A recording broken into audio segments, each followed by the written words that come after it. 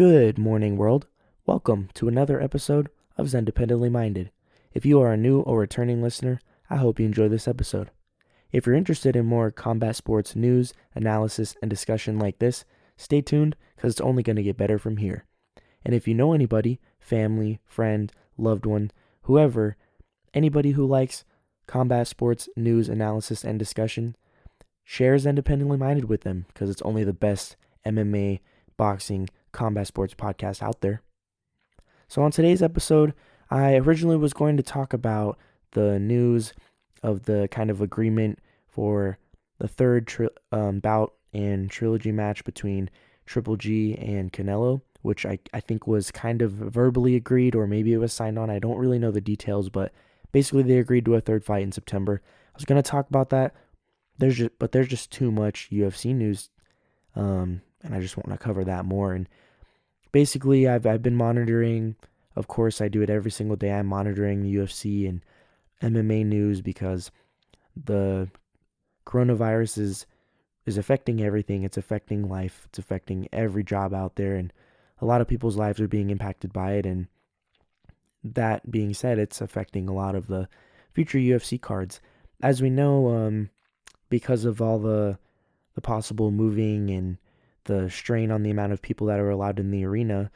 Last weekend, there was supposed to be, this past weekend that just passed, there was supposed to be a really exciting welterweight fight that could have possibly produced a new contender to fight for the welterweight championship against Kamaru Usman, who is the current champ. There was a big match between Leon Edwards and Tyron Woodley that ended up being canceled because Leon Edwards' team wasn't able to go through all the checks, or I don't really remember what his reasoning was for it, but he had to pull out because it was just too tough on his team, and they just couldn't handle it, and he wanted to think and do what's best for his team. So he pulled out, and there were quite a few people that offered to fight Tyron Woodley, Gilbert Burns and Colby Covington, and I think Rafael Dos Anjos were the three main ones that offered to fight him. I wanted to see Colby Covington fight Tyron Woodley, but we didn't see Tyron Woodley fight anybody, and the whole entire card was scrapped. And I believe next week and the weekend after that, cards were scrapped and they were canceled. What I think is happening now is relocating a fight card costs a lot of money. It makes a lot of fans upset, of course, because fans have bought tickets. Not all the fans live in the area where the fight is, so they have to fly in. They have plane tickets. So it's a tough, expensive, big deal to do, and I think the UFC is saving that money, saving the stress, just refunding everybody to save money for the eventual relocation of UFC 249, because I think this match between Tony and Khabib is the most important match of 2020 as far as UFC goes. The whole entire card is good.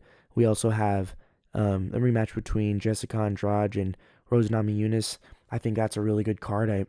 I'm really happy to see Rose Namajunas come back because she was slammed pretty hard on her head by Jessica Andrade the last time they fought, and it was scary. It was scary to see her land that way, and she was emotional, but she had talked about how being champ was really stressful, and it was a big weight off her shoulders. So it'll be interesting to see if she can come back and go back to the Thug Rose days. And then that card, the whole entire main card is stacked, and hopefully all the fights can still happen as long as the safety and health is the number one priority for all the fighters and staff, of course. But Islam Makhachev is fighting again. He's fighting Alexander Hernandez. Alexander Hernandez, last time we saw him fight, I believe, was when he fought Cowboy. No, doing my research, he fought Francisco Trinaldo recently, and he won by decision, but that was one of the worst fights I've ever seen now that I think about it. That was back in July, but before that, Cowboy knocked him out because, he knocked him out because he wanted to, obviously, but it was a really, really exciting fight. It was a really nice head kick. Alexander Hernandez was super hyped, and they threw Donald Cerrone his way because they do that with a lot of up-and-coming fighters. They give him some kind of journeyman, I guess. It was a little disrespectful to Cowboy, and he didn't like it, so he knocked him out. But I think that's a really good match. Islam Makhachev is a very, very, very talented fighter, and I think he's going to be a dark horse for the lightweight division. I don't ever see him fighting Khabib because I believe they're teammates. They train together, so I don't think that will ever happen, assuming Islam makes it that high, but he's a very good wrestler, very good sambo guy. He's got suffocating wrestling, and he's also a really good striker. We saw him knock down Davi Ramos last time they fought, and he was able to manhandle him on the ground, and Davi Ramos was a jiu-jitsu champion, so if that says anything about sambo versus jiu-jitsu, that's something there, but that'll be a really good fight. And then also the first fight of the main card is Jeremy Stephens and Calvin Kattar. That's another fireworks. That's a potential fight of the night, fight of the year bout right there. Jeremy Stephens has always been an exciting brawler, and Calvin Kattar is a guy to pay attention to in the featherweight division for sure. He did just lose a decision to Khabib Nurmagomedov, but that was possibly the toughest challenge that Khabib has ever had up to this point. And before that, Calvin Kattar was on a pretty decent run, 2 knockouts in a row, I believe, and a tough decision loss to Renato Moicano. So the whole entire card is great, and I hope everyone can safely make it there, and I hope the fight's not canceled. But I'm a little worried because Khabib, I just saw news a couple minutes ago that, and it prompted me to make this podcast really, Khabib got in his flight, packed up camp, and went back to Russia. So what that tells me is there's a very big possibility that this fight is not made because he's going all the way back to Russia. Obviously, the fight was not going to be in Brooklyn because Brooklyn has blocked all combat sports in the whole entire state of New York. So hopefully, maybe looking on the bright side, I'm not sure. I'm not too caught up and informed on the numbers for the virus in Russia, but maybe Russia has low numbers and they're able to have the fight there. That would be epic. Maybe even have a crowd there. I don't think Vladimir Putin would allow crowds this early on in the virus. The virus is really just kind of hitting the midpoint for, if you look at it, for the whole entire world. But that would be awesome if you think about it. Just imagine Tony Ferguson going into enemy territory and Khabib fighting in front of probably his biggest fan base in the world, and the Russians, being as knowing Dagestan is a part of Russia, and Khabib has a huge Russian fan base, of course. That would be awesome. It would kind of be like a Rocky movie. I know the last person who made that comparison was Dustin Poirier, and he got completely manhandled and lost almost every second of that fight, with the exception of the guillotine. So I think that's a possibility. Maybe, I'm not sure if Khabib, the fight is still, I think it's a little less than a month away. I don't know if Khabib can fly back from Russia. Who knows if he'll be blocked, if they can make exceptions for him to go back to the States, or if Tony can go to Russia. I just know I'm a little disappointed. I think this fight will be hands down the most important fight in UFC history, one of the most important, and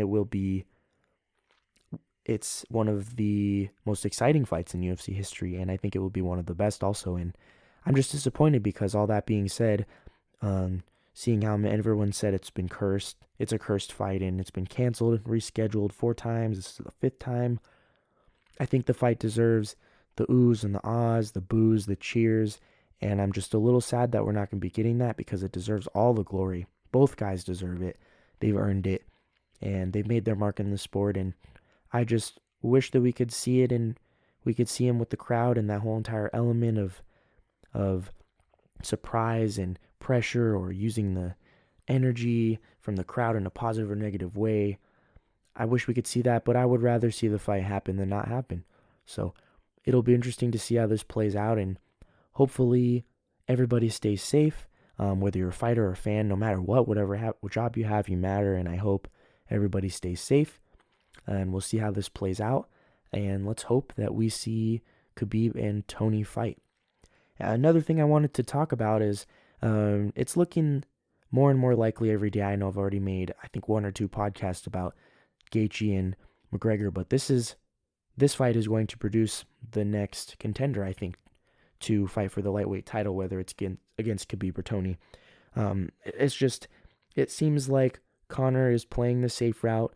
The UFC is playing the safe route. They want to wait till this blows over. They don't want to it would be so foolish and so financially unfit and stupid to book a match in the summer or whatever without knowing that the coronavirus and all this sanctions and regulations, without knowing that they'll be lifted.